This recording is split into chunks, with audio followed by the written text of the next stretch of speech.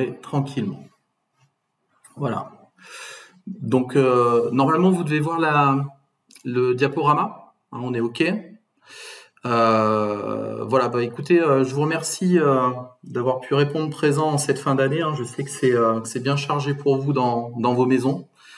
Voilà, avec tous les examens et puis enfin, voilà, hein, il faut finaliser un peu l'année avec les jeunes. Donc c'est pas toujours évident de pouvoir se libérer sur ce temps-là. Mais voilà, comme chaque année, on essaie de se faire voilà, une réunion en entrée et puis une réunion en sortie pour faire un peu le point, le bilan. Et puis là, cette année, je voulais mettre un point d'honneur à travailler l'organisation de l'année prochaine. Donc, vous avez vu que dans le mail d'invitation, vous avez fait passer un questionnaire auquel ont répondu bon nombre de référents mobilité. Voilà, on va retracer un petit peu les résultats de l'enquête, comme ça donnera à voir à tous un petit peu ce qu'ont répondu les collègues, et puis pour vous permettre aussi de vous situer dans vos organisations. Donc au menu, la réunion se déroulera en 5 temps. Donc un premier point d'information avec voilà des messages à faire passer, notamment en ce qui concerne l'agence Erasmus+ France. Voilà, on a des collègues dans d'autres. Donc le devis pour accord. Oui, le devis, effectivement.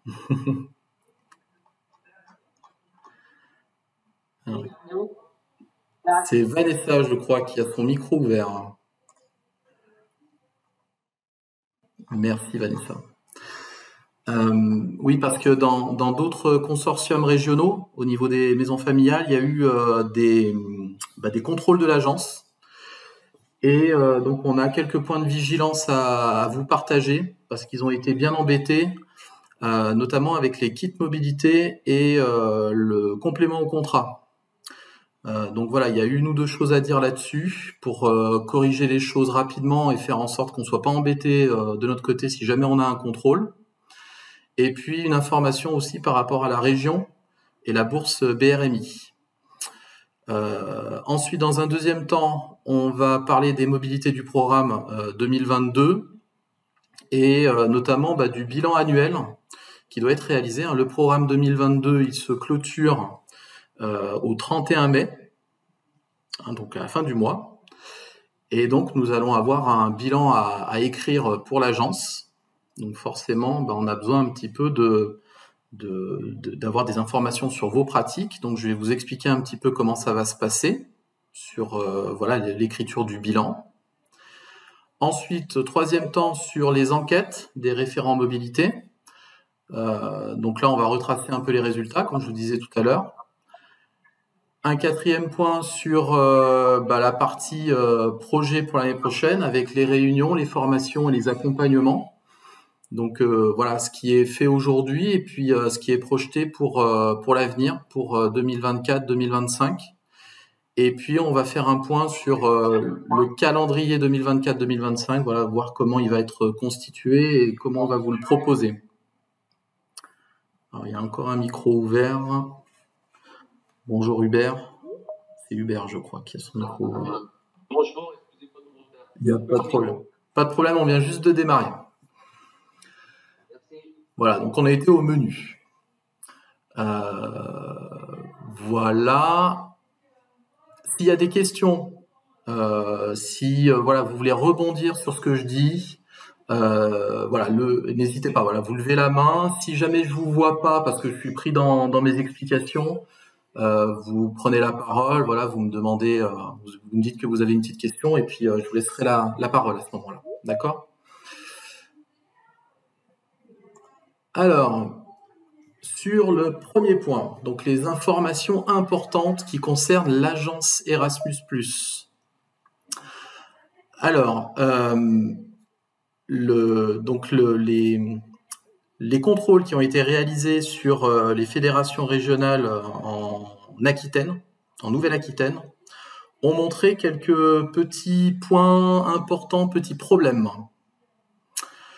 Donc du coup, ça va vous demander de corriger certaines choses sur les mobilités que vous avez réalisées cette année. Alors, les dates sur le kit de mobilité, sur l'annexe pédagogique. Bon, voilà, jusqu'à présent, on nous a pas trop embêté avec les dates de signature de tout ce qui est apprenant et puis aussi MFR, donc président ou son représentant. Donc voilà, on pouvait mettre un peu la date qu'on voulait, soit avant la mobilité, soit après. Là, donc le contrôle qui a été fait en Nouvelle-Aquitaine, les inspecteurs de l'agence ont demandé à ce que les dates soient positionnées de manière correcte et de la manière suivante. Donc pour le kit mobilité, qui comprend le contrat financier et le contrat pédagogique, quand vous le générez sur Argo, il y a bien les deux éléments. Toutes les dates de tous les signataires, doivent être indiquées avant la mobilité. Donc, kit financier, contrat pédagogique, toutes les dates de toutes les personnes qui signent, c'est avant la mobilité. Donc, il faudra corriger pour tous les kits que vous avez sortis cette année. Vous les corrigez à la main. Vous essayez de faire en sorte que ça passe bien, s'il vous plaît. Voilà, on fait pas une vilaine rature et puis on change la date. Voilà, on essaie de. Voilà. Bon, vous avez un peu l'habitude sur ces documents-là. Ouais. Oui. Oui, là, en fait, si tu veux, quand j'ai des exemples après. Je vais vous montrer avec des exemples, ok?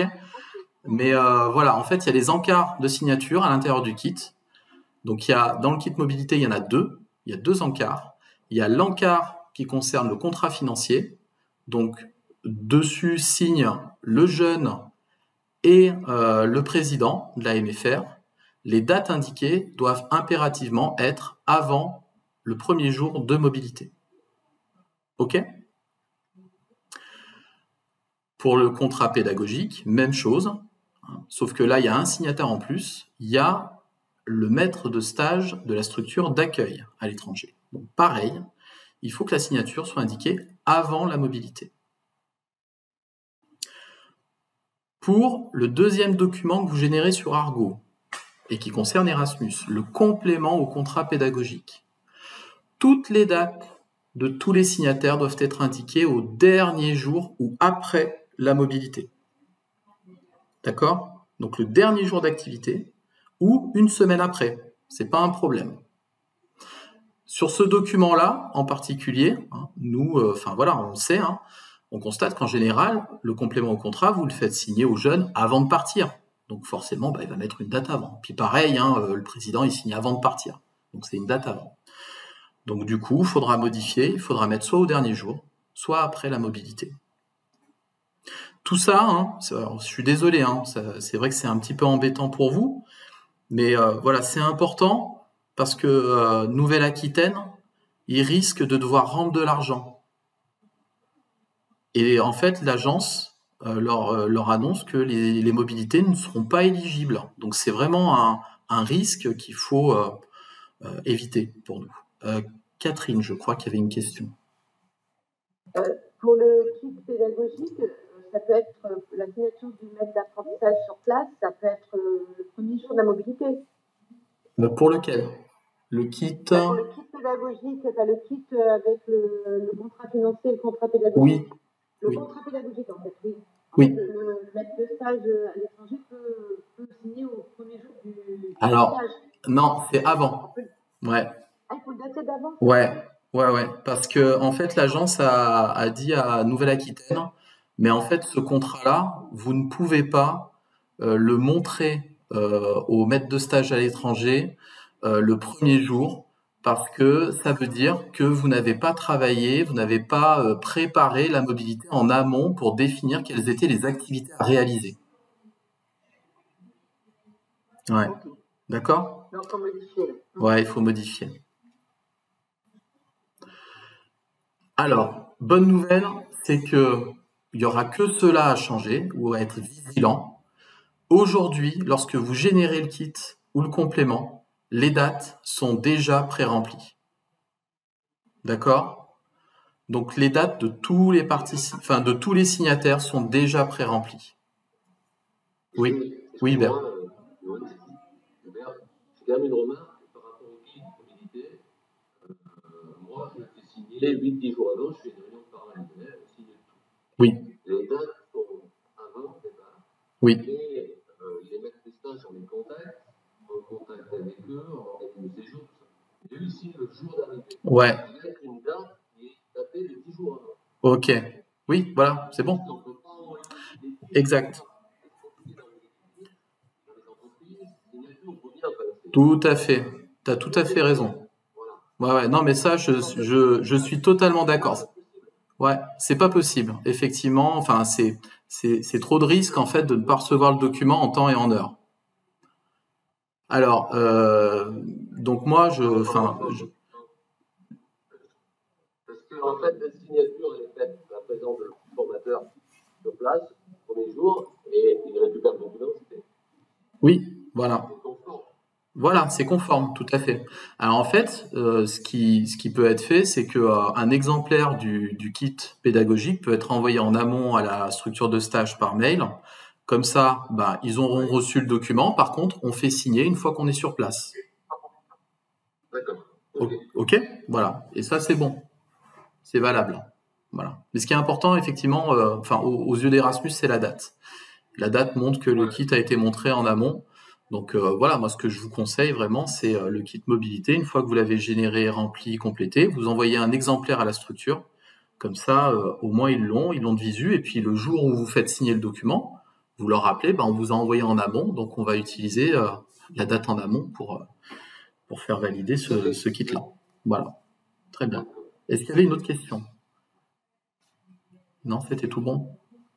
Alors peut-être baisser les mains sur participants, comme ça me permettra de voir qui souhaite prendre la parole. Merci.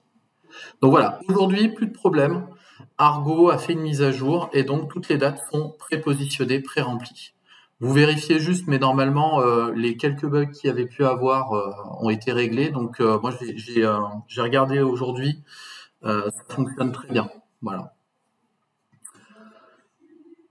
On continue. Alors, je vous ai mis des exemples.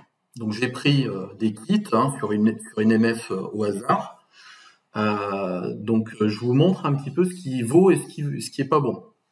Donc là, on est sur une mobilité. Donc il y a les deux pages de signature du kit mobilité. Donc la page du contrat financier et la page du contrat pédagogique. Et donc la mobilité, le début de la mobilité était au 15 janvier 2024. Donc quand on regarde le contrat financier, c'est signé le 18 février. Voilà, je peux zoomer un petit peu. 18 février. 18 décembre, excusez-moi. C'est signé au 18 décembre d'un côté, c'est signé au 18 décembre de l'autre. Donc là, c'était généré automatiquement par Argo. On est bon. D'accord? C'est valide. Deuxième document, le contrat pédagogique. Donc là, le contrat pédagogique, le participant a signé le 18 décembre, c'est bon.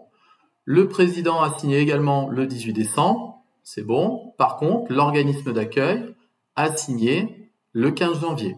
Donc du coup, il faudrait que la date soit changée pour que ce soit une semaine avant, par exemple. Voilà. Ou au moins un jour avant la mobilité, pour que ce soit valide.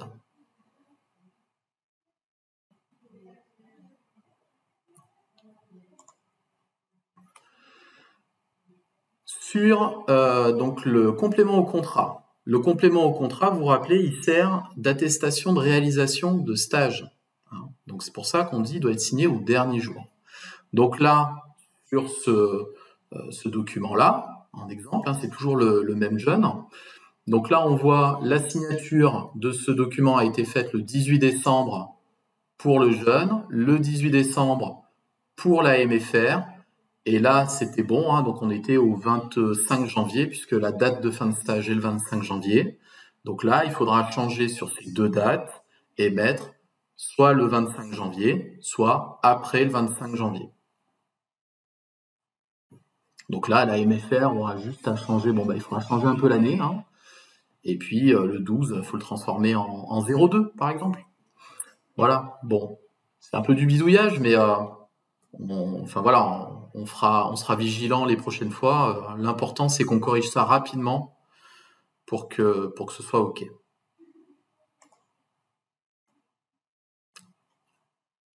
Alors, ce qui sera à faire donc pour le programme 2022 et le programme 2023. Hein. Cette année, on était sur les deux modalités. L'idée, c'est qu'on puisse le faire sur ces deux programmes-là, sur les mobilités de ces deux programmes. Donc, bien corriger à la main les dates sur vos documents, conserver l'ensemble des documents pendant 5 ans afin de pouvoir les fournir en cas de contrôle. Donc ça a toujours été le cas. Hein, c'est juste un rappel pour vous. Et nous ne vous demandons pas de les redéposer sur Argo parce que c'est un travail colossal pour vous, c'est compliqué. Donc par contre, vous les conservez bien. Voilà. On ne vous demande pas de les redéposer sur Argo parce qu'on a déjà fait le contrôle des documents et on vous a validé vos mobilités pour vos financements. Voilà. L'agence Erasmus en Nouvelle-Aquitaine, donc le développeur Erasmus leur a présenté les documents qui étaient sur Argo. La personne qui a contrôlé la Fédération régionale Nouvelle-Aquitaine leur a demandé de fournir les documents originaux. Donc, ça veut dire concrètement que si jamais nous on a un contrôle, l'agence va aussi nous demander vos documents. Donc voilà, il faudra être en capacité de nous les fournir. Svetlana, une question. Donc, si j'ai bien compris, on corrige maintenant les dates sur les anciens documents, oui. Mais on les redépose pas sur l'Argo corrigé, non. Non. On déclare corriger. C'est pas obligatoire. Voilà, c'est pas obligatoire de les redéposer. Ok. Si vous souhaitez les redéposer par sécurité pour ne pas perdre vos documents, faites-le, d'accord. Mais on ne vous oblige pas à le faire. Par contre, gardez bien les documents. Bien, ok, ça marche, merci. Ouais. On passe à la suite. Autre sujet. Au niveau de la région Auvergne-Rhône-Alpes, donc vous savez, la région Auvergne-Rhône-Alpes vous donne droit à une bourse qui s'appelle la Bourse régionale de la mobilité internationale. Cette bourse, vous en faites la demande, en général, c'est entre juillet et septembre, mais beaucoup le demandent en septembre. Donc moi, je vous fais passer un mail de la région, parce que apparemment, vous ne recevez pas leur mail.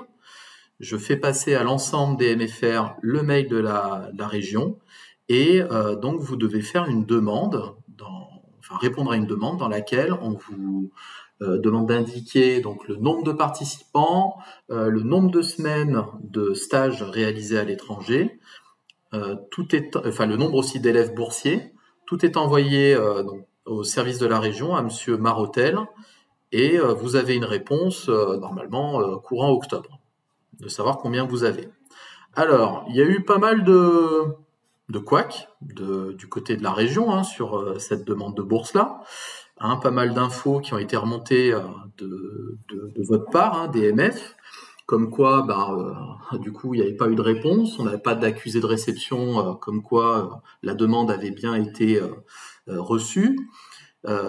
Certaines maisons n'ont pas eu l'enveloppe à laquelle ils s'attendaient, ils ont eu beaucoup moins, parfois 3 fois moins. Certains ont eu 0 et se demandaient pourquoi, alors qu'ils avaient bien fait la demande. Du coup, voilà, tous ces soucis-là nous amènent à la nécessité de travailler avec la région, pour améliorer un petit peu le dispositif, faire en sorte que voilà, vous puissiez sécuriser cette enveloppe financière, surtout que voilà, le financement 2023 n'étant pas à la hauteur de ce qu'on souhaitait, il y avait vraiment besoin de ce financement-là. Donc il est prévu la semaine prochaine un temps de visio avec Monsieur Marotel, du service de la bourse BRMI, et on va aborder différents sujets. Alors, il m'a dit en amont quand même qu'ils étaient en train de réfléchir à une nouvelle organisation concernant cette bourse. Alors, pas une modification de financement, mais on va dire une organisation logistique un peu plus précise Parce que bon, répondre dans un mail à un tableau, enfin voilà, l'envoyer comme ça sans avoir de retour, sans avoir d'accusé de réception, c'est un peu compliqué quand même pour nous, quoi. Hein. Voilà, on n'arrive pas à y voir bien clair dans ces méthodes-là. Donc dans les sujets, moi que j'ai identifiés que je vais aborder, entre autres, il y aura donc l'organisation des demandes de financement pour l'année scolaire 24-25. Donc quelles sont les modalités de candidature, quelle liste de contacts ils ont au niveau de la région, parce que du coup le fait que vous ne receviez pas le mail de la région alors qu'il me dit que c'est envoyé, moi ça me pose problème quand même. Voilà. Donc sur ça. Ensuite, pour 23-24, donc l'année en cours, je vais lui poser des questions sur le non-financement ou le financement partiel de certaines MFR, malgré la demande qui avait été réalisée dans les temps par certains. Voilà, il y a des maisons qui aujourd'hui, quand elles vont sur la plateforme régionale, pour regarder combien de financement elles ont sur cette BRMI, il est affiché 0, alors que il y a une vingtaine, 25 bourses qui ont été demandées. Donc je veux voir un petit peu avec eux ce qu'on fait pour ces maisons, parce que forcément ça a un impact direct sur le financement de la mobilité. Ensuite sur eux, bon c'est de la BRMI, mais c'est un dispositif un peu particulier. Voilà, c'est la BRMI E.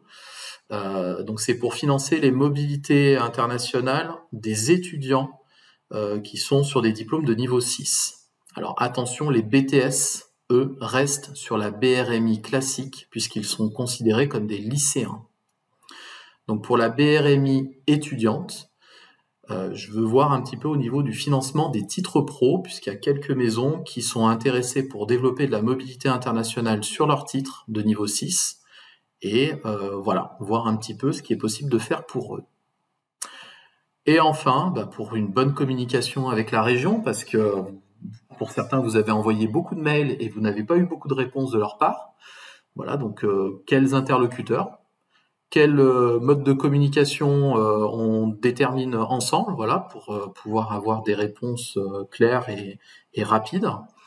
Et puis, quel accompagnement, quel rôle on peut jouer, nous, au niveau de la fédération régionale, dans ces échanges-là. Est-ce que vous voyez des questions à rajouter donc à Monsieur Marotel pour cette BRMI? Oui, donc j'aurais une question. On est bien d'accord, cette bourse régionale, il faut un minimum de 21 jours de stage. Oui, 3 semaines. Pas de changement là-dessus. Non, c'est toujours 3 semaines. Ouais. Okay. C'est ça. Il n'y a pas de changement sur cette procédure. Alors, je peux peut-être lui poser la question de savoir, voilà, dans l'organisation prochaine, est-ce qu'on reste sur du 3 semaines? Je fais plusieurs stages de 21 jours sur des mois, puis là on a réduit pour une multitude de raisons. Ouais. C'est vrai que depuis, on ne peut pas en bénéficier. Voilà. Donc il y a des changements, on peut nous tenir informés, sinon. Ok. On fait ça, quoi. Voilà, j'ai noté. Est-ce qu'il y a d'autres questions par rapport à la BRMI qu'on pourrait éventuellement poser? Lucille, on t'entend pas. Oui. Oui, moi ce qui me frustre un peu, c'est de ne pas avoir le montant qui correspond à notre nombre d'élèves. Je trouve ça hyper difficile d'être obligé de choisir quels élèves y auront le droit et lesquels n'y auront pas le droit. Ouais. Voilà. D'accord. Je fais la remarque, d'accord, sur les financements partiels, effectivement. Ça veut dire qu'on n'est pas dans un système quand même équitable, inclusif pour tous sur la mobilité, et que voilà, on doit faire des choix entre des jeunes qui seront financés, des jeunes qui ne le seront pas.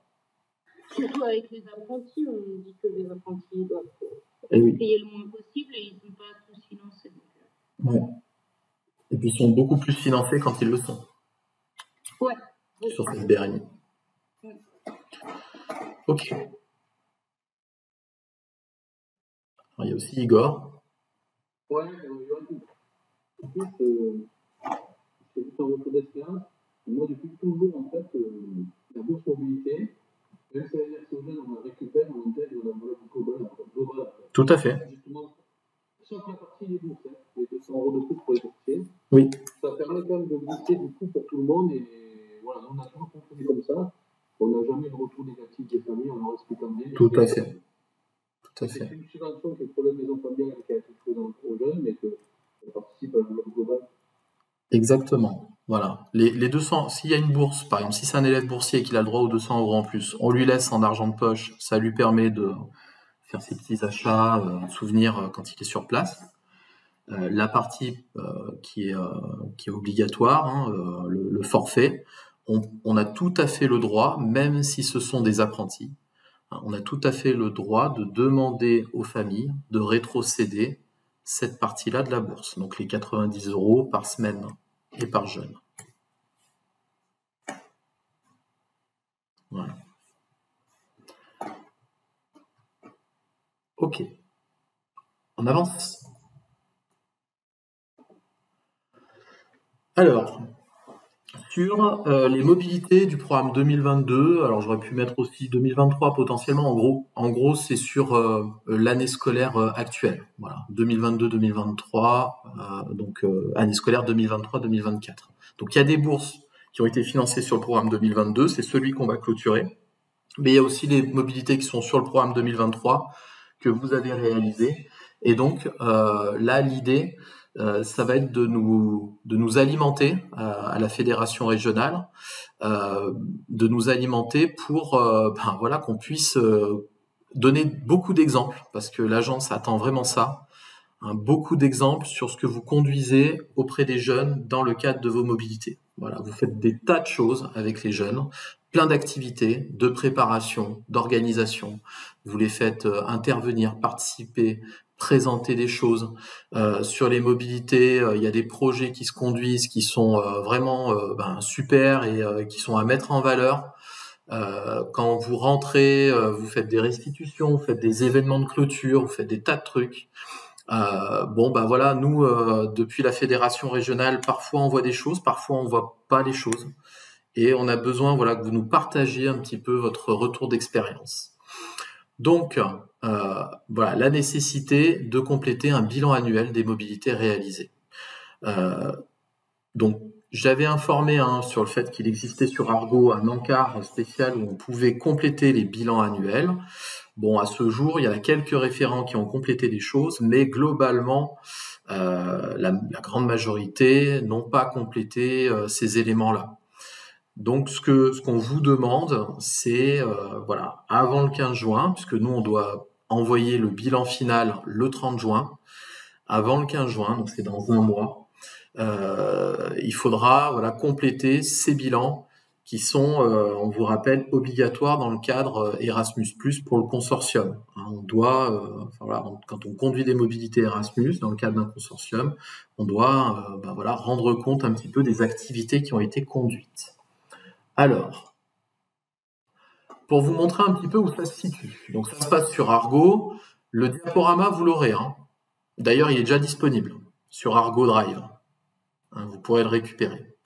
Il est dans Argo Drive, Réunion 2024, et vous avez le support PDF qui vous est présenté. Et puis vous aurez la vidéo aussi à disposition si vous voulez réécouter des choses. Bon. Donc il faut aller dans Grille Projet. Et dans Grille Projet, ensuite, on clique sur Réalisation 2023-2024. Quand on est dans Réalisation, on a des encarts qui sont en rouge.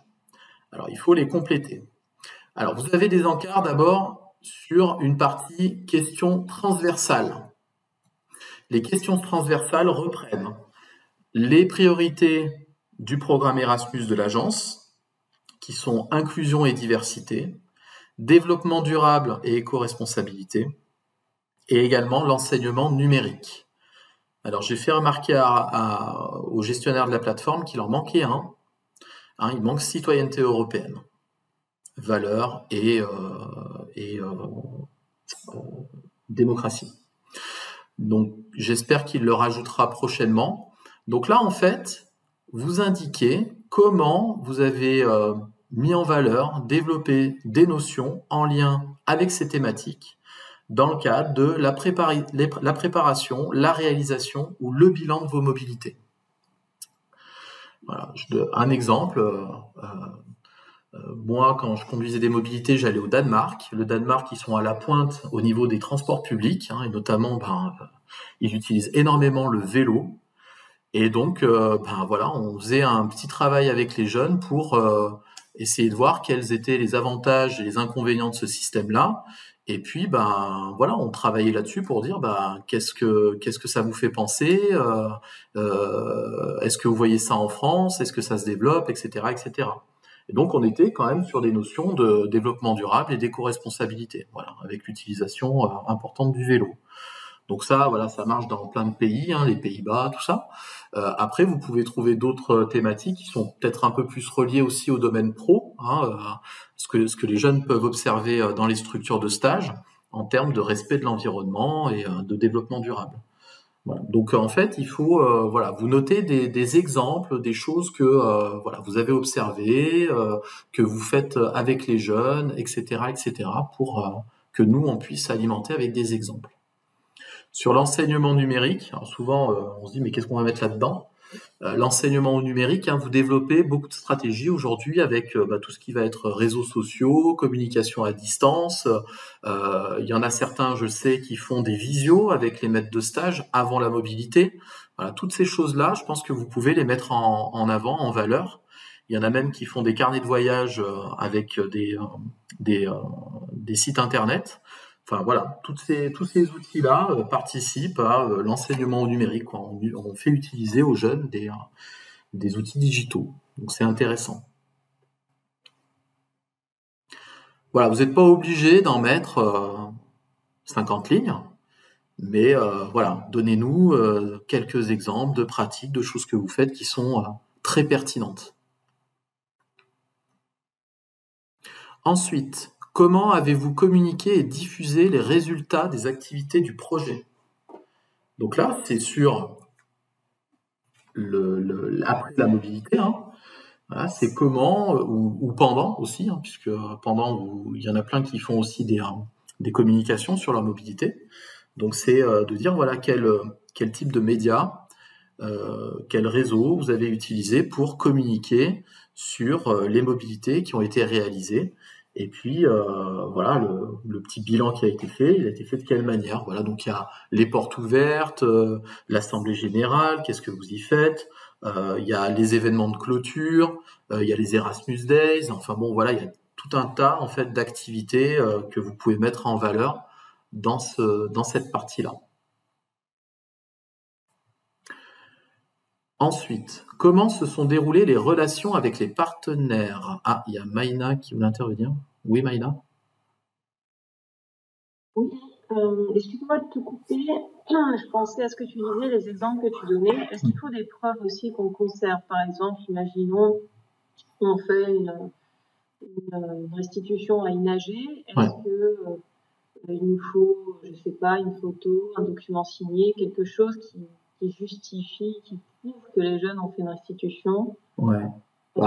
C'est bien, si on arrive à en avoir, c'est bien parce que en fait en annexe, nous on intègre toutes les communications qui ont été faites sur Erasmus. Je vous le présenterai quand on fera la réunion en présentiel l'année prochaine. Ouais, c'est bien de faire une petite photo, de conserver un petit peu l'information. Pareil, alors si c'est à l'AG, il y a le rapport d'activité. Dans le rapport d'activité, il y a la partie sur Erasmus. Hein, ça, voilà, vous pouvez faire un copier-coller. Et dans Argo, alors pour l'instant, tu l'as pas trop utilisé, Maïna, Argo, mais tu verras, dans Argo, dans les documents preuves, on peut déposer des preuves de communication. Voilà, comme ça, c'est accessible aussi de notre côté à nous. Et on peut voir un petit peu ce que vous avez fait et ça nous permet d'alimenter les documents. Ok. Bien. Ensuite, il y a un encart sur comment se sont déroulées les relations avec les partenaires. Donc là, c'est les structures d'accueil. Donc là, voilà, c'est voir un petit peu comment vous avez communiqué avec eux, quels échanges vous avez eus, comment vous avez sécurisé la réalisation de la mobilité. En termes d'accompagnement, comment vous déterminez l'accompagnement de ces structures-là? Et puis vous, votre accompagnement, c'est les visites de stage que vous faites pendant la mobilité. Voilà, ces choses-là, vous pouvez les inscrire ici.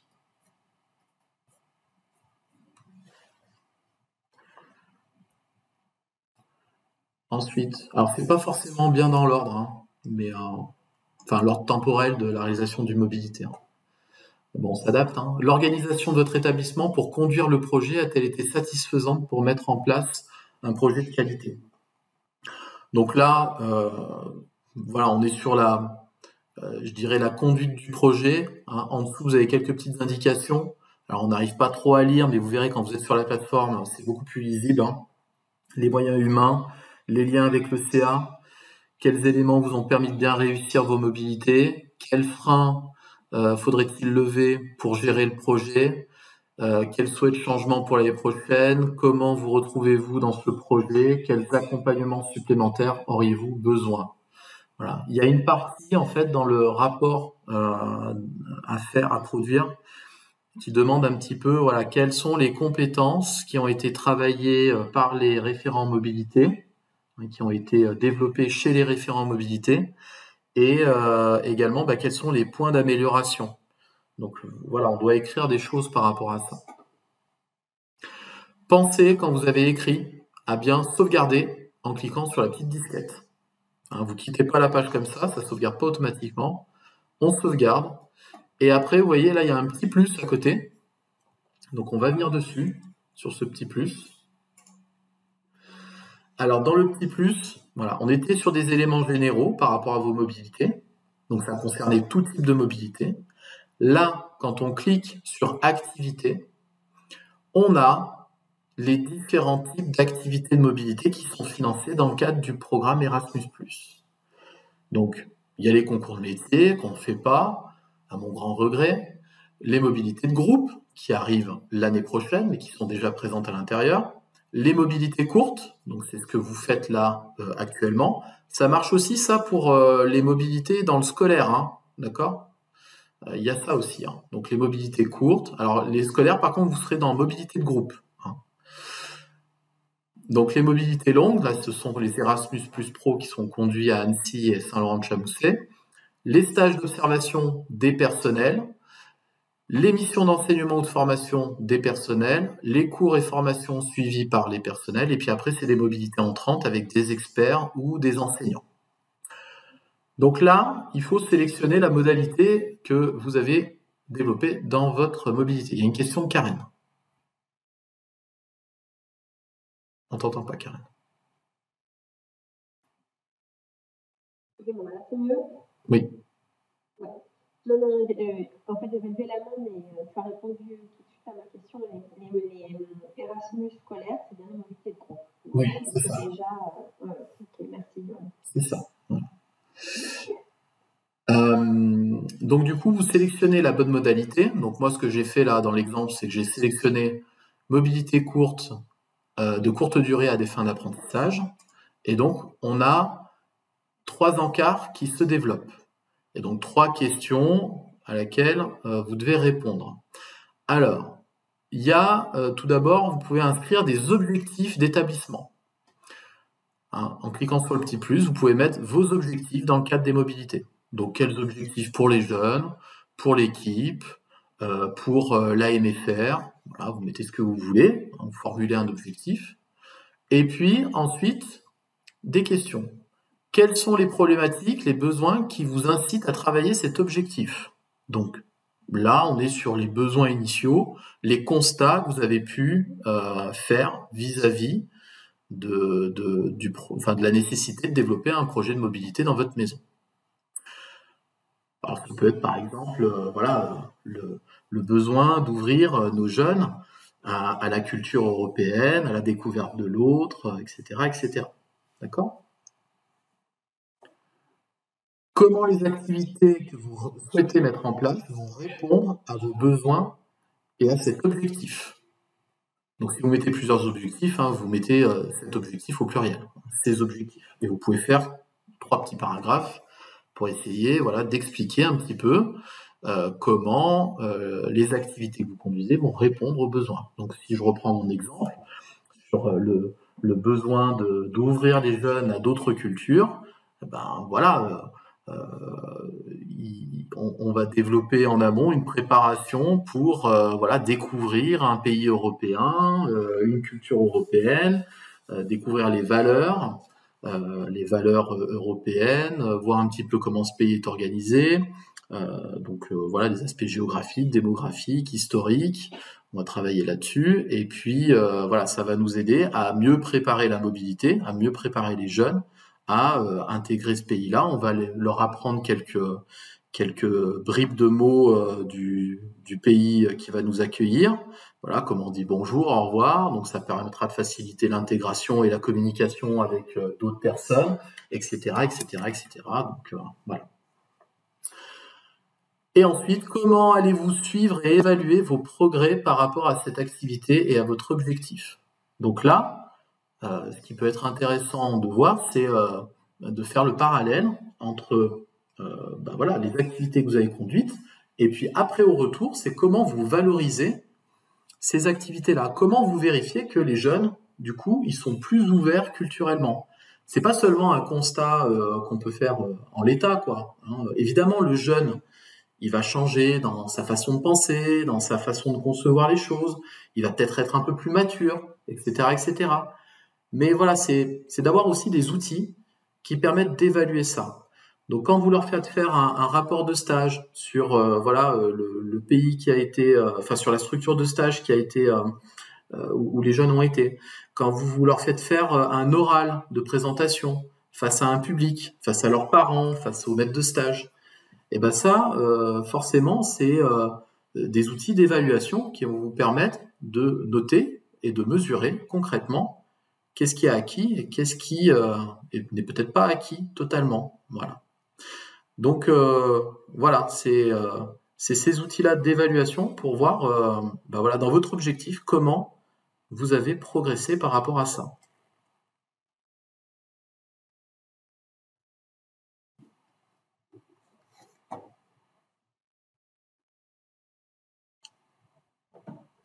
Ok?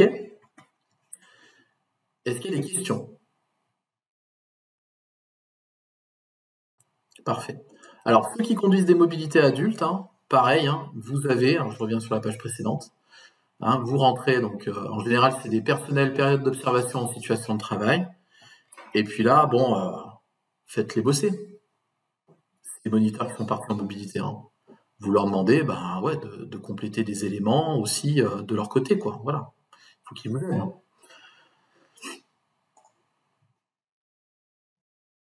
Parce que là, c'était plus sur des objectifs, on va dire, un peu plus perso, développement de compétences. Ok, on avance.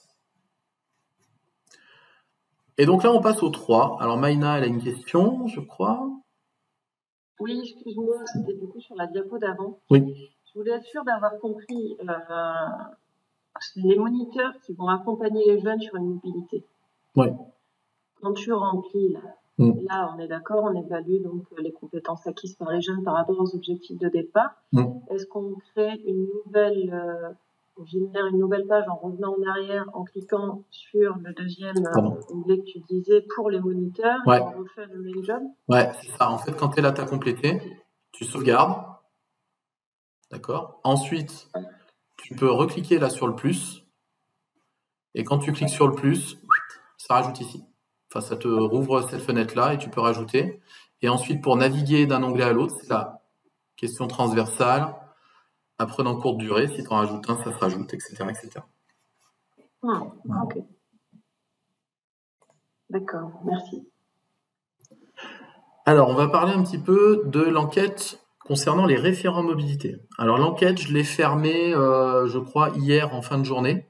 Donc, pour l'instant, elle est bloquée. Je vais la rouvrir parce que j'aimerais bien avoir, on va dire, une enquête suffisamment complète. Voilà, j'aimerais bien que tout le monde puisse y répondre. Alors, je sais que quand on fait des enquêtes, des fois, il n'y a pas tout le monde qui répond.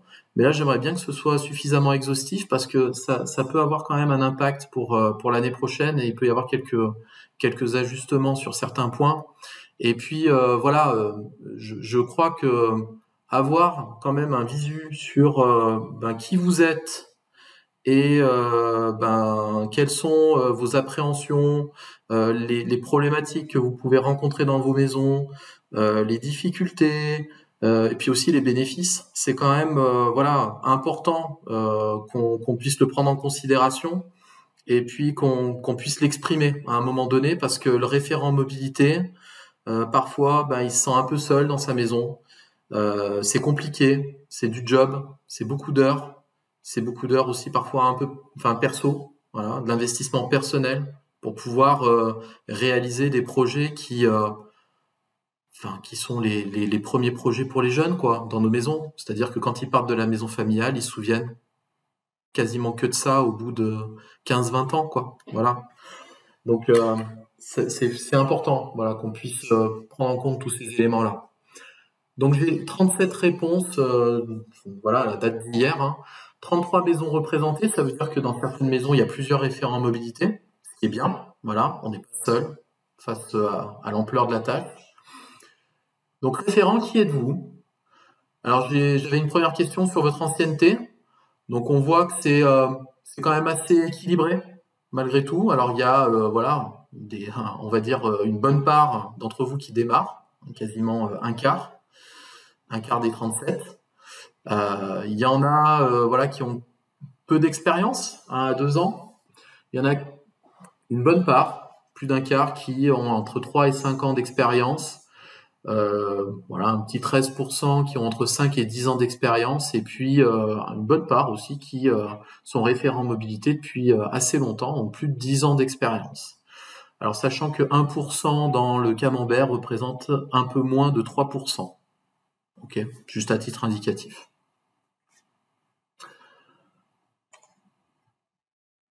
Alors, votre métier, parce que le référent mobilité, ça n'est pas que des moniteurs. Et oui, il y a aussi quelques directrices qui ont repris la fonction de référent mobilité, soit par choix, parce que c'est quelque chose qu'on apprécie, mais quelquefois c'est parce qu'on est sur une période de transition, et on assure la transition en prenant cette fonction-là.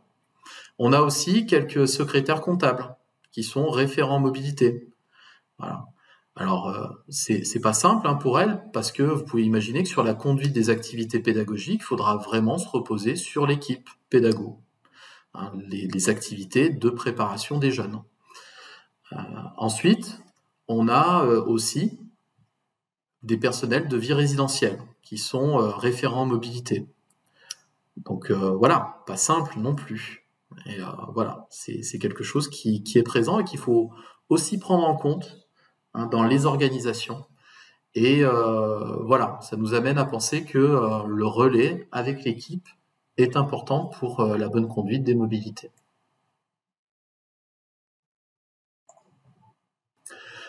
Alors voilà, là il y avait une petite question pour savoir un peu sur quelle formation vous conduisez les mobilités. Donc on voit que la grande majorité, c'est les bacs pro, les bacs techno.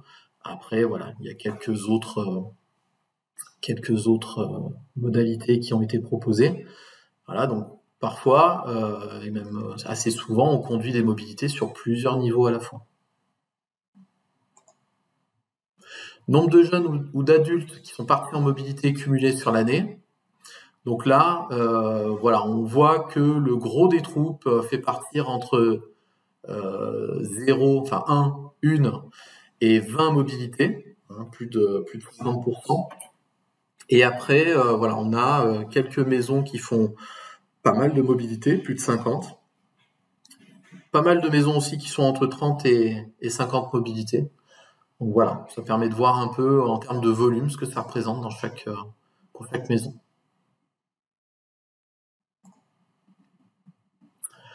Ensuite, il y avait une question sur la reconnaissance de votre mission dans la MFR.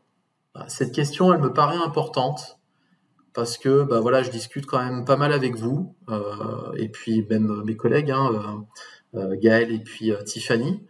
On discute pas mal avec vous, et on voit que c'est quelque chose de passionnant d'être référent mobilité, mais que c'est aussi des difficultés dans le quotidien, un poids. Et donc on voulait savoir un petit peu comment vous étiez reconnu dans votre maison.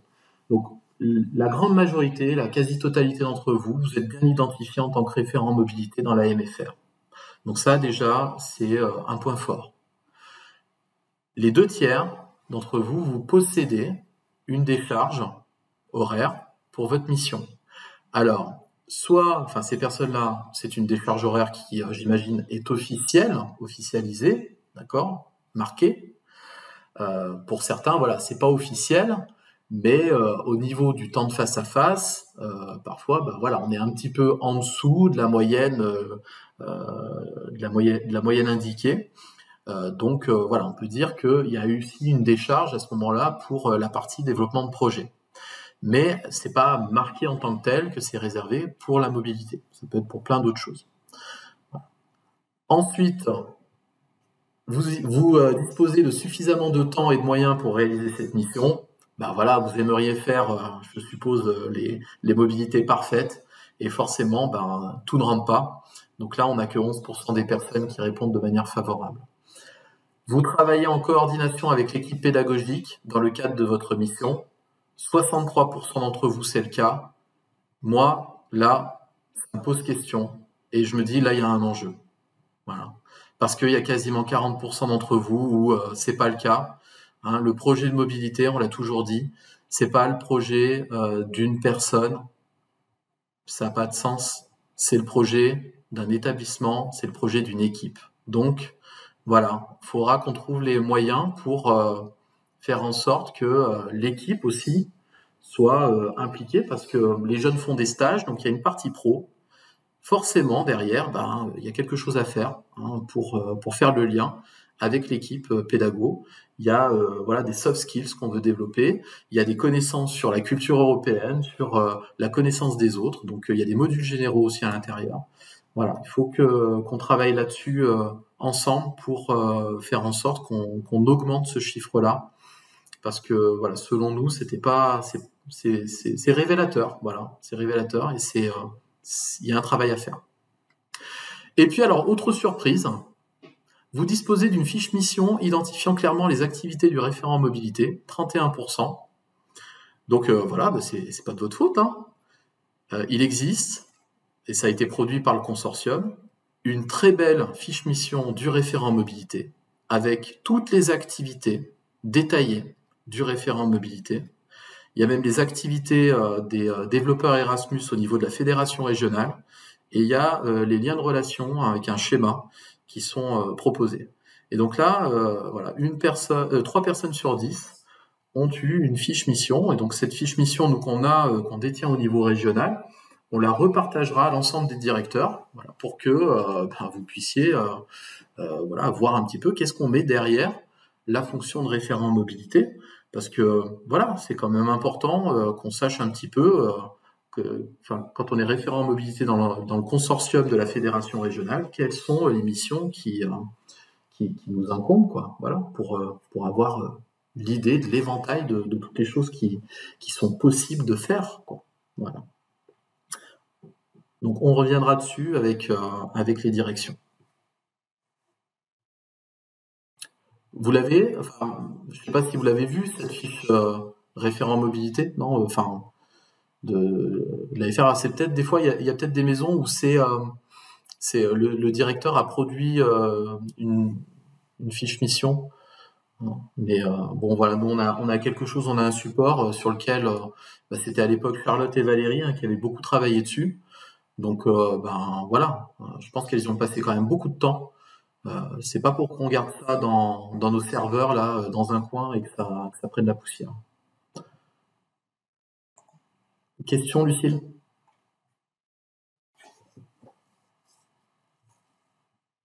On t'entend pas. Est-ce que c'est possible, en plus de transmettre cette fiche à nos directeurs, de nous la transmettre aussi à nous? Ouais. Des fois, il y a des choses qui se perdent entre nos directeurs et nous. Ouais, je voulais quand même en reparler en amont avec les directeurs, voilà, d'accord, parce que vous êtes salarié de votre maison, mais j'insisterai quand même pour qu'on vous fasse passer les choses, parce que ça me semble important, pour que vous puissiez voir un petit peu quel type d'activité vous pouvez mener, hein. Être référent mobilité, c'est pas que organiser un voyage. Alors, quand j'entends voyage, moi ça m'irrisse le poil, hein, c'est pas un voyage.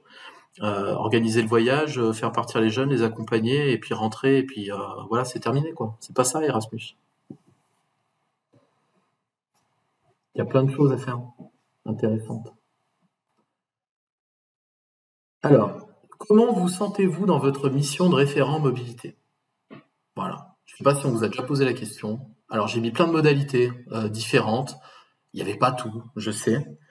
Mais voilà, je me suis dit, tiens, on va mettre des choses qui potentiellement peuvent être révélateurs de certaines choses. Voilà.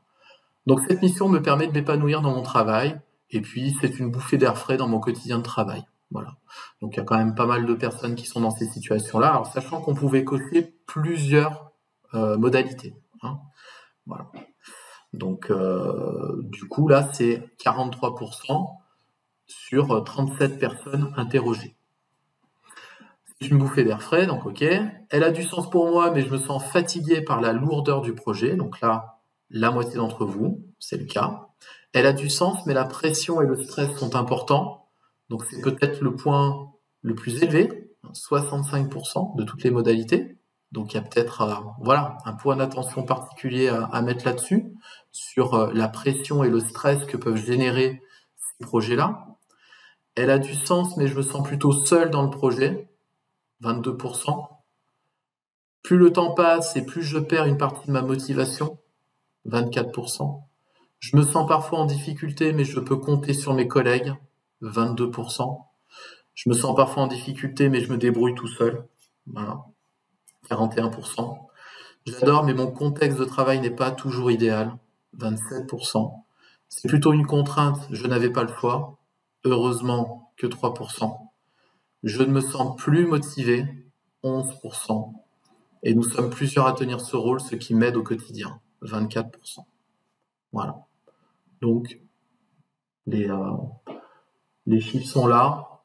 Maintenant, voilà, on voit quand même que ça génère de la fatigue, probablement, oui, du stress, que ça vous prend une bonne partie de votre temps et que, voilà, vous avez aussi besoin d'exprimer ces choses-là, mais par contre, c'est des projets qui vous intéressent vraiment parce que, voilà, ça vous permet de vous épanouir, ça donne du sens, voilà. Mais voilà, forcément, il y a des choses qui posent problème au quotidien. Après, il y avait des questions un peu libres, alors j'ai essayé de faire une synthèse. Citez une activité dans votre mission que vous appréciez particulièrement. Les deux modalités qui reviennent le plus souvent, c'est accompagner les jeunes et rencontrer les maîtres de stage européens, rechercher des partenaires. Ça, c'est ce qui revient le plus souvent. Après, il y avait d'autres éléments qui ont été exprimés. Voyager, découvrir, rencontrer et partager une expérience avec les jeunes. Ça revenait souvent. Alors, je l'ai quand même mis comme ça, parce qu'on aurait pu dire, on le met dans accompagner les jeunes. Mais voilà, cette notion-là de partager quelque chose avec les jeunes, ça semblait tout à fait intéressant de le mettre. Ensuite, il y avait la gestion de projet. Aussi, il y en a qui aiment beaucoup ça. La préparation des jeunes et les impliquer dans la construction du projet. Organiser des activités de cofinancement. Il y avait aussi ça. Alors, pas en grande majorité, hein, voilà, c'est quelques unités qui ont répondu ces éléments-là. Ensuite, on passe à ce qui est plus difficile selon vous, sans grande surprise. C'est ça, la gestion administrative et financière qui revient très majoritairement.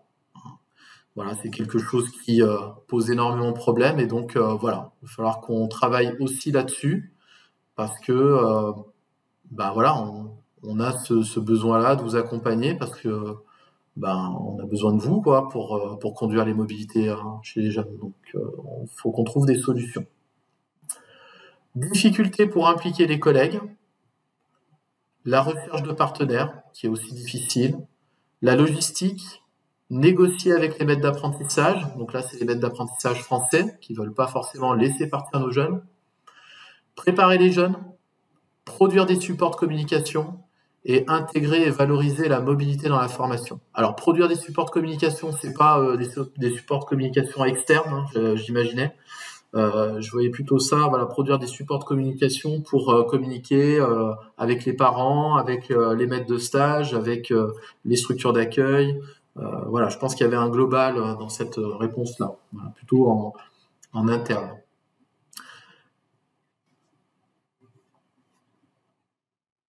Je ne sais pas si vous avez des remarques, sinon on passe à la suite.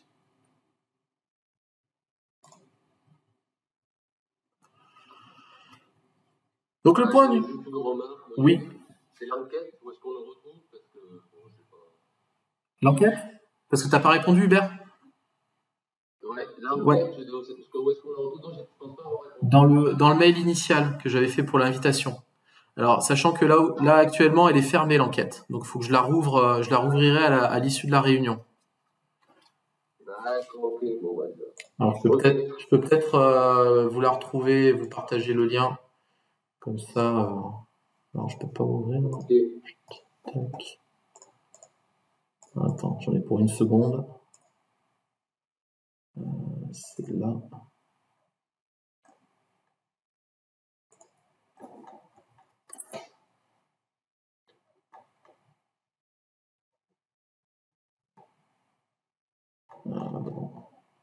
Non, bah, je la retrouverai. Hein, je renverrai le lien. Alors, la réunion de rentrée. Alors là, on est sur, les réunions, les formations, les accompagnements.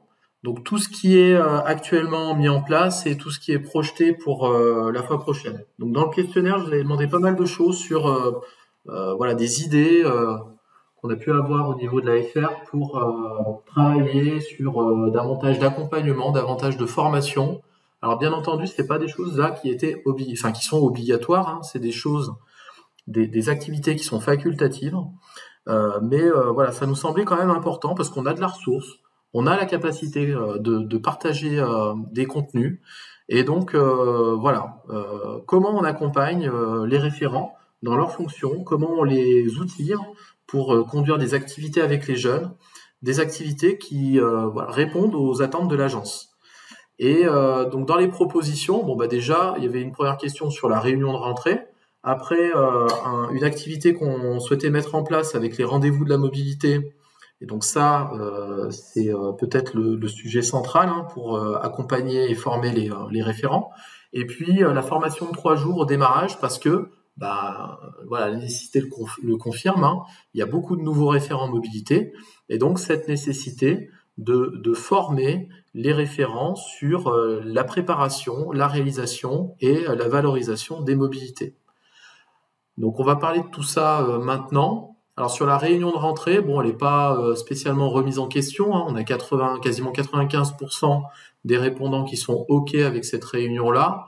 Bon, ceux qui ne sont pas OK, en général, c'est parce qu'ils aimeraient bien que ce soit fait à distance. Mais c'est la seule réunion où on se réunit tous ensemble. Donc, on va quand même essayer de la maintenir en présentiel. Donc, c'est la seule réunion, cette réunion de rentrée du comité technique régional, qui se réalise en présentiel. On a changé par rapport à ce qui se faisait précédemment pour être plus adapté à la distance et puis vous permettre d'avoir moins de déplacements, de faire plusieurs réunions sur des territoires ciblés. Donc à la rentrée de septembre, on programmera ça, des réunions qui seront mises en place et comme la dernière fois, on essaiera de faire ça sur des territoires ciblés pour que vous n'ayez pas trop de déplacements. Des réunions territoriales. L'inconvénient quand même que je trouve à ça, c'est que on se rencontre un peu entre soi, mais en même temps, si vous travaillez ensemble, il y a le lien de proximité qui est important. Mais vous ne voyez pas forcément ce que font les référents mobilité à l'autre bout de la région. Donc c'est dommage parce qu'il y a sans doute des belles expériences à partager. Elle a un caractère obligatoire, cette réunion. Je le rappelle, parce que en termes de participation, il y a quand même quasiment 30% des référents mobilité qui n'ont pas participé à la réunion de cette année. C'est un peu problématique. Je vous le cache pas. Elle permet de partager des informations concernant le programme précédent et le nouveau programme. Donc c'est une réunion qui permet de faire le bilan de l'année précédente et de lancer l'année suivante. et de donner des informations sur, de rappeler et de donner des informations sur toutes les modalités administratives et financières. Mais pas que, parce que pendant ces temps-là, aussi, vous échangez sur vos pratiques et vous partagez vos expériences. Donc ça, c'est important et il faut qu'on le maintienne. Même si pour certains, peut-être, ça peut paraître un peu redondant, les tours de table, les choses comme ça. Mais voilà, il y a aussi des nouveaux référents en mobilité, il faut les respecter. Ils arrivent, ils connaissent pas les gens, donc oui, un petit tour de table, c'est normal. Et puis présenter ses activités, représenter des éléments administratifs. Il y a toujours des petites modifications qui sont faites, donc voilà, on le fait quand même. Et puis on parle d'autres choses. Voilà, quand c'est fait, ensuite on peut aller sur d'autres sujets aussi, et du partage d'expériences. Donc ça, on le maintient. Ensuite, alors les rendez-vous de la mobilité. Au niveau de l'enquête, cette proposition-là, elle intéresse 70% d'entre vous. Donc il y a quand même 30% qui ne sont pas forcément intéressés, alors pour diverses raisons. Alors pour ceux qui n'ont pas participé à l'enquête, parce qu'il y avait quand même une explication sur ce que c'était, les rendez-vous de la mobilité, c'est un rendez-vous que j'avais proposé mensuel, de 2 heures en visio, organisé de la manière suivante: 1 heure d'apport sur une thématique choisie. Donc j'avais proposé dans le questionnaire 40 thématiques et il fallait vous positionner du moins prioritaire au plus prioritaire, ce que vous avez fait. Alors on en a mis 40, alors on a brainstormé avec les collègues pour essayer de déterminer des thématiques. Je crois qu'on aurait pu en mettre 80. Mais bon, il fallait bien s'arrêter à un moment donné. Il y a tellement de sujets qu'on peut aborder sur la mobilité que voilà, c'est assez colossal. Donc 1 heure sur une thématique en particulier, donc par exemple la construction de partenariats, convaincre les maîtres d'apprentissage, proposer et rédiger le CV Europass, l'Europass mobilité, voilà. Compléter Argo sur le kit pédagogique, donc tout ce qui est activité, objectif, évaluation. Préparer un événement de clôture, enfin bon, il y avait des tas de trucs, vous verrez. Alors j'ai fait la petite sélection de ceux qui ont été le plus plébiscités, mais il y avait quand même pas mal de choses. Donc les objectifs sont d'étendre le champ des possibles, de perfectionner les pratiques, de former à de nouvelles techniques, de permettre la mutualisation et le partage de pratiques. Dans les 2 heures, donc la première heure sur une thématique, la deuxième heure, 30 minutes où un référent mobilité présente le projet mobilité de sa maison, celui qu'il développe, de la préparation à la valorisation à la fin. Voilà. L'idée, c'est de mettre en place et d'ouvrir la communauté de pratique, le partage de pair à pair.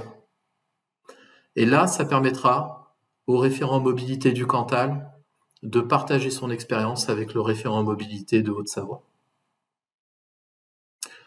L'avantage, c'est que c'est un format court quand même, 2 heures. Alors, ok, 2 heures, ça compte dans vos organisations, je l'ai bien compris. Et c'est pour ça que parfois ça intéressait pas tout le monde, ou alors que j'ai eu des propositions de faire ça, pas une fois par mois, mais une fois tous les 2 mois.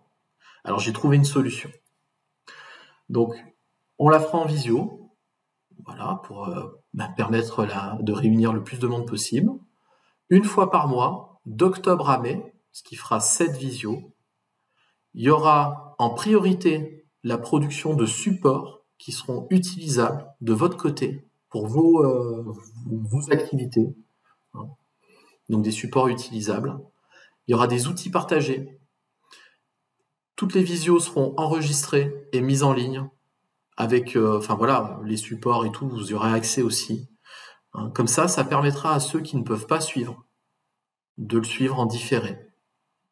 Mais l'idée quand même, c'est qu'on soit ensemble à l'instant T, parce que si vous regardez ça en différé, vous ne pourrez pas poser de questions.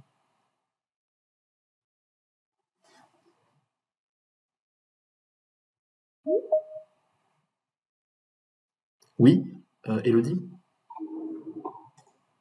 Oui, Johan, c'est juste, est-ce qu'il est possible que ces rendez-vous soient planifiés sur l'année Oui. Assez rapidement ou pas? Exact. Ils le seront. Voilà. Ils le seront, on les positionnera assez... Enfin, voilà. Vous aurez en fait le planning de toutes les activités Erasmus de 2024-2025 au mois de juin de cette année. Voilà. Qu'on puisse prendre à notre disposition. Voilà. Et de voir un petit peu, du coup, sur quel créneau vous êtes disponible. Ok, merci. Sur les thématiques qui ont été plébiscitées. Alors, bon, il y a Argo, compléter le type mobilité avec les activités, les objectifs, etc., etc. Gérer son budget Erasmus, développer son réseau de partenaires, gérer un cas de force majeure, carnet de voyage et carnet d'alternance, valoriser les compétences après la mobilité, mobiliser les soft skills et les évaluer pendant la mobilité, cadre et mission des accompagnateurs en mobilité. Je suis très content que ce sujet-là vous intéresse parce que moi, je constate quand même qu'il y a un enjeu à travailler sur la mission de l'accompagnateur en mobilité. Vos collègues qui accompagnent, voilà, alors vous les préparez, vous leur expliquez des choses, mais je sens que c'est une charge mentale pour certains référents en mobilité que pas d'accompagner les accompagnateurs, hein, mais c'est une charge mentale parce que du coup c'est parfois pas à la hauteur de ce que le référent aimerait que ce soit. Voilà. Il aimerait que l'accompagnateur s'investisse beaucoup plus. Et donc je pense que c'est un vrai sujet. Et enfin le dernier, évidemment, l'argent c'est important.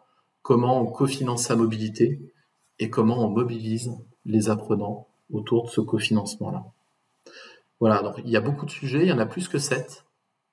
Donc on verra comment on peut répondre à toutes ces priorités-là, sachant qu'il y a d'autres sujets qui étaient juste en dessous.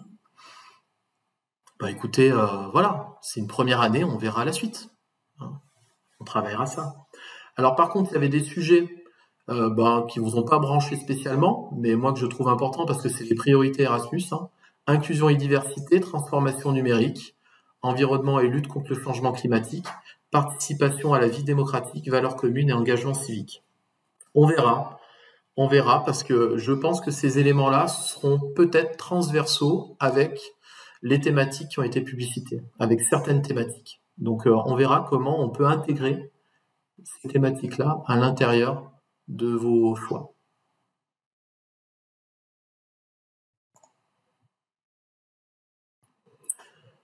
On en arrive quasiment à la fin, et puis il nous reste une dizaine de minutes, donc c'est parfait. Alors le calendrier 2024-2025, il n'est pas encore prêt, évidemment. J'avais besoin de collecter vos infos. Alors, courant juin, vous aurez une proposition de calendrier des activités Erasmus+. Alors, comme d'habitude, les premières réunions, les 4 premières réunions de l'année, vous pourrez vous inscrire de manière libre, en fonction de vos disponibilités, sur une date et un lieu.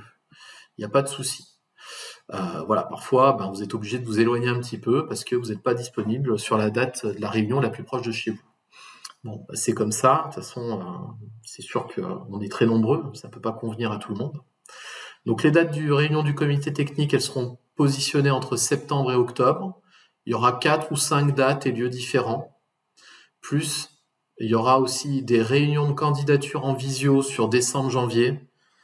J'ai envie de vous proposer quand même un petit accompagnement sur le dépôt de candidature parce que des fois, c'est un petit peu compliqué pour certains. On le fait pas tout le temps, on le fait une fois par an et puis on oublie. Et, peut-être que le faire ensemble, ça pourrait vous aider. Et puis, comme cette réunion-là, une réunion de fin d'année, une fin d'année scolaire qui sera réalisée en visio avec tous ceux qui peuvent.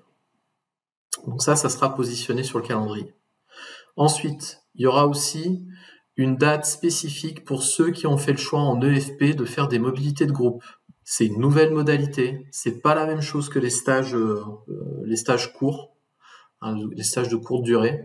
Donc, il y a quand même besoin, de sécuriser, d'expliquer un petit peu quelles sont les attentes, ce que vous devez mettre en place.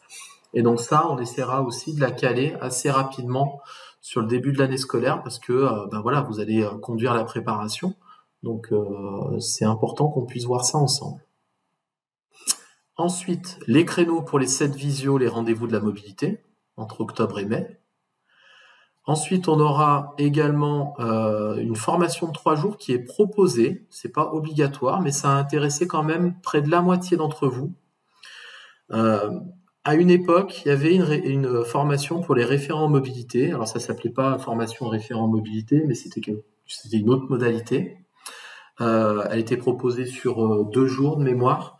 Et c'était intéressant parce qu'on balayait un petit peu tout sur le spectre de l'accompagnement des jeunes à la préparation.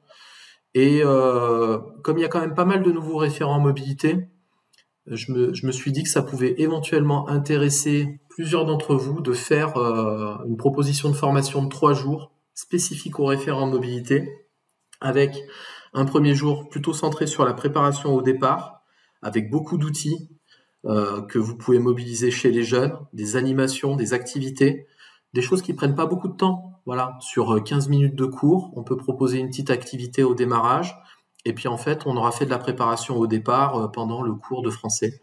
Voilà, ça prend pas beaucoup de temps, mais c'est intéressant. Lisa, question ?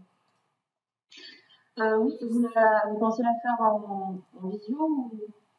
Alors, non, l'idée c'est de la faire en présentiel. Parce que du coup, il y aura des intervenants, et puis l'idée c'est qu'en fait, les outils qu'on utilise, on les mette en pratique directement pendant la formation. D'accord ? Il y a rien de mieux en fait pour ancrer la pratique que de le faire in situ. Donc voilà, ça sera plutôt en présentiel. Et après, alors j'ai entendu, parce que certains me disaient, début d'année, c'est pas judicieux parce que je serai pas disponible. J'ai ma mobilité à conduire, tout ça. Donc on fera 2 propositions de dates pour cette formation. Donc une proposition entre octobre et décembre, et une proposition entre avril et juin de formation. Voilà, comme ça on sera sur le début fin d'année, et puis on verra un petit peu comment vous pouvez y participer. Maïna ? Oui, je me demandais si la formation a été payante. Oui, elle sera financée via Ocapiat.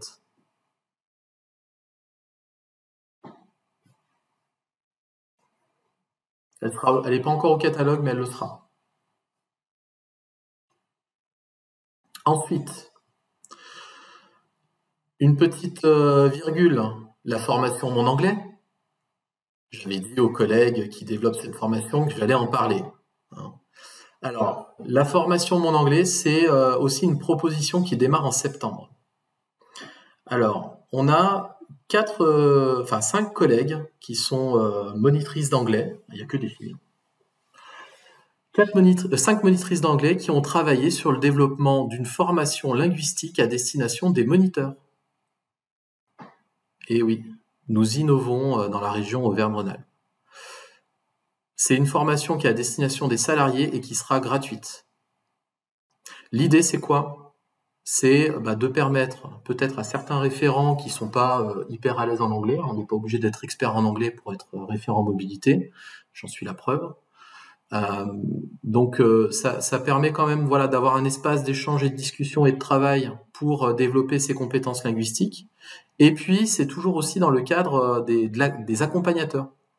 Nos fameux accompagnateurs, qui sont parfois des moniteurs techniques, et qui, quand ils vont visiter une structure de stage, ne chabent pas un mot d'anglais, donc ils ne comprennent pas, ils ont plein de questions, mais ils n'arrivent pas à les poser.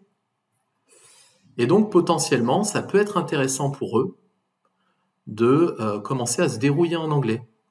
Donc ça, c'est quelque chose qui va vous être proposé dans vos maisons. Alors forcément, on s'attend potentiellement à ce qu'il y ait du monde qui participe, parce que c'est quand même assez intéressant de dire que on peut développer ses compétences linguistiques sur une formation. Voilà, c'est 35 heures par semaine. C'est 35 heures de formation. Donc ça correspond à une semaine. Voilà, donc il y a des modules qui sont conduits à distance, des modules qui sont conduits en présentiel. On a ici quelques référents en mobilité qui travaillent sur cette formation-là, notamment il y a Lucille, que je vois à l'écran, qui a travaillé sur les contenus et tout. Et donc, voilà, c'est une formation qui, j'espère, va être très intéressante. qui va, j'espère, permettre à certains de se décomplexer par rapport à l'anglais, d'avoir un espace où on peut développer des compétences, parce que c'est pas toujours évident de travailler l'anglais dans le contexte de l'AMFR. Et donc on voulait proposer ça aux moniteurs, et on espère que c'est le début d'une belle aventure. Estelle. C'est aussi pas seulement pour les moniteurs, mais c'est pour tous les personnels.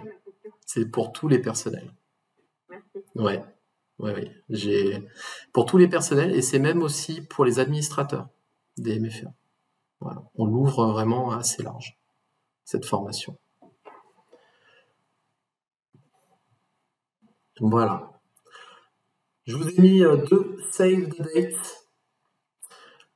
Les Erasmus Days qui se dérouleront du 14 au 19 octobre. N'oubliez pas de prévoir un petit temps de valorisation des activités autour de l'Europe, un événement. Sur les réunions qu'on conduira début d'année, on vous permettra de vous inscrire sur la plateforme des Erasmus Days pour que vous puissiez recevoir le petit kit d'Erasmus avec les petits drapeaux, etc., etc.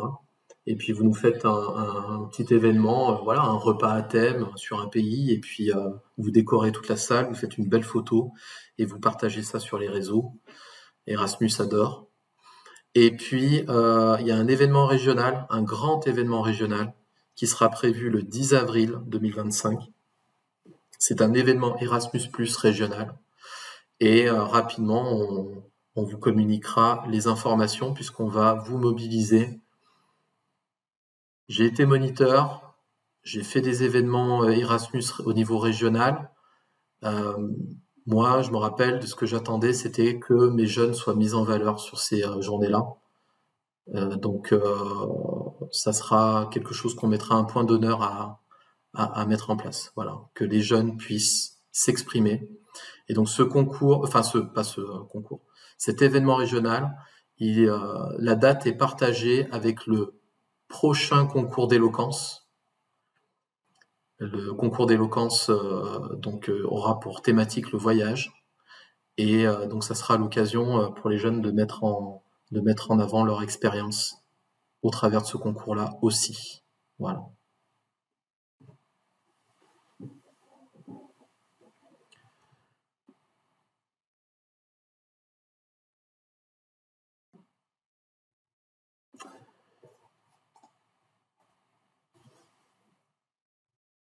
Avez-vous des questions ou des remarques? Voilà.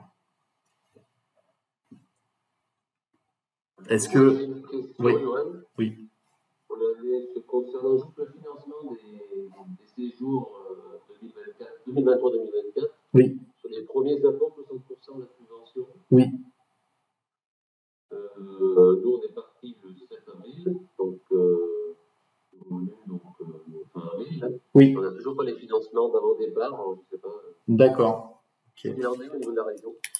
Tu avais demandé qu'on débloque ou pas? J'avais envoyé un mail. Je t'avais envoyé un mail, il y a 3 semaines avant de partir. D'accord, ok. Bah écoute. Pas de nouvelles, j'ai rappelé au retour. On m'a dit qu'on s'en occupait, mais j'ai pas de. Ok, mais je vais regarder où ça en est. Voilà. On a eu un petit souci pour une collègue. Voilà, donc et la comptable. Voilà. Donc je vais pas rentrer dans les détails, mais du coup voilà, c'est peut-être pour ça aussi que ça a un petit peu tardé. Je suis désolé. D'accord. Non. Les gens, voilà. Non, mais bien sûr, c'est important. Ok. Faire face aux dépenses engagées. Oui. Je regarde ça. Merci. Alors, Lisa. Oui, je profite qu'il y ait tous les référents mobilité, c'est pour lancer un appel. Nous, on commence l'année prochaine les premières mobilités.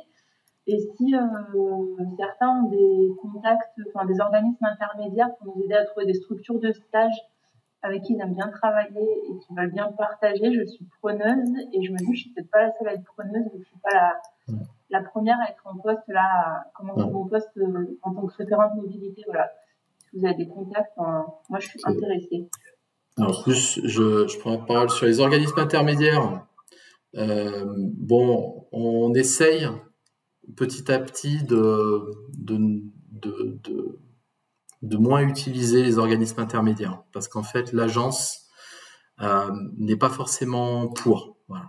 Organisme intermédiaire pour tout ce qui est logistique, billets d'avion, tout ça, ça convient. Par contre, vigilance sur les stages. Il y a pas mal d'exemples dans nos maisons où les organismes intermédiaires donnent la structure de stage à la dernière minute, voire le jour de l'arrivée. Et ça, c'est pas bon, parce que du coup, on n'a pas fait le travail en amont de préparation des jeunes et de la structure de stage. Les jeunes et les familles sont énervés. Donc, quand on est énervé, eh ben, on répond mal au questionnaire, au bilan Erasmus. Et donc, ça a un impact direct sur les bilans qu'on peut faire. Donc voilà, il y a des organismes intermédiaires qui jouent le jeu et qui vous donnent les structures de stage 1 mois à l'avance. Ça, c'est très bien. Par contre, celles qui donnent à la dernière minute, là, ça commence à plus être possible, quoi. Vraiment, c'est pas tenable pour vous. Quand on voit là les réponses que vous avez données, hein, le côté stress, je pense que ça y participe beaucoup aussi à l'élévation de votre niveau de stress. Donc voilà, il y a des organismes intermédiaires oui, qui existent, Lisa. Il y en a certains. Il y en a un que je te conseille pas, c'est AgraTravel. Voilà, pour faire clair. AgraTravel, non. Il faut arrêter avec eux. Ils jouent pas le jeu, ils donnent pas les structures, ils les donnent le week-end d'avant. C'est de la maltraitance, hein. Surtout qu'on signe un contrat, c'est un prestataire. Ceux qui signent avec AgraTravel, hein, je vous enjoins dans le contrat que vous allez signer avec eux à mettre une date limite où ils doivent vous donner les structures de stage. Clairement, identifiées. Parce que eux, ils ont beaucoup d'exigences et nous, en général, on n'en a pas beaucoup. Alors, je sais pas, est-ce que vous avez une structure, un organisme intermédiaire qui joue le jeu pour Lisa? Voilà, quelqu'un avec qui vous êtes assez content. Johan? Oui. Moi, je voudrais juste dire un petit mot, Lisa, parce que j'ai vu que ça fait 8 ans que je fais Erasmus, et dans cette là qui sera très content.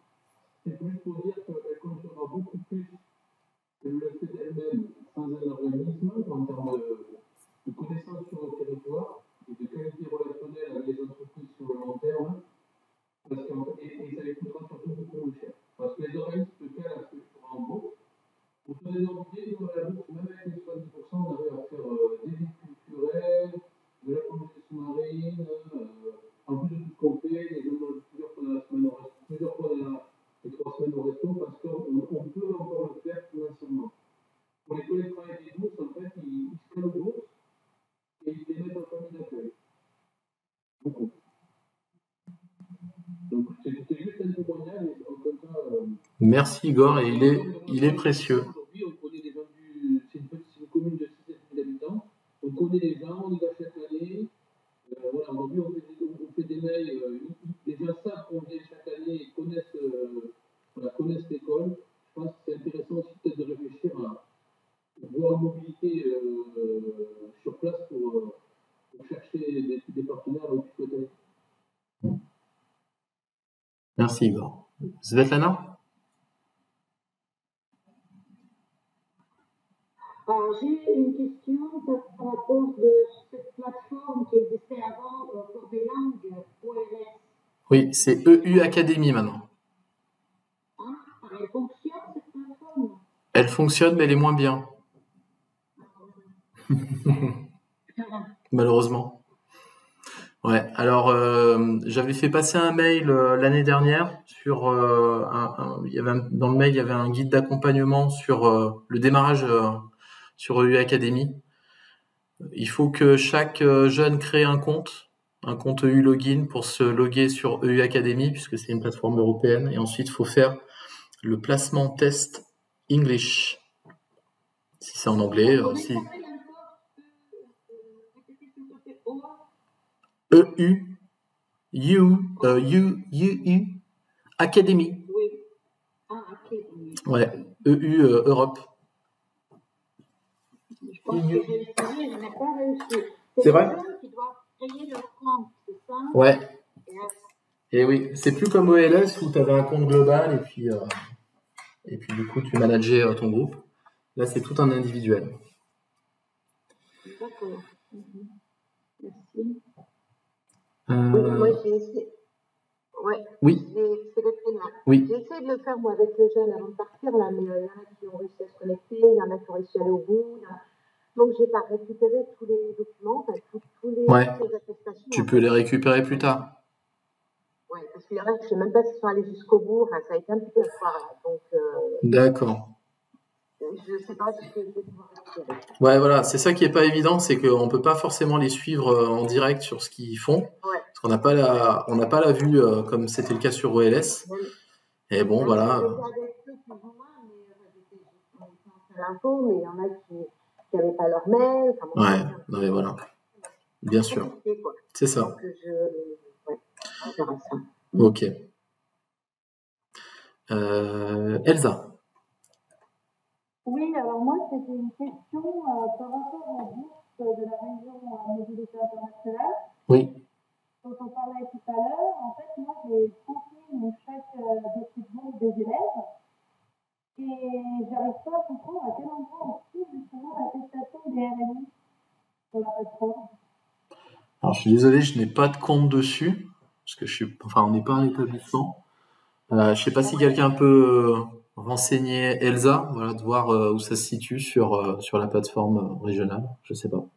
Il faut valider le dossier jusqu'au bout, transmettre à l'établissement et c'est quand on est arrivé au bout de la démarche qu'on peut télécharger l'attestation.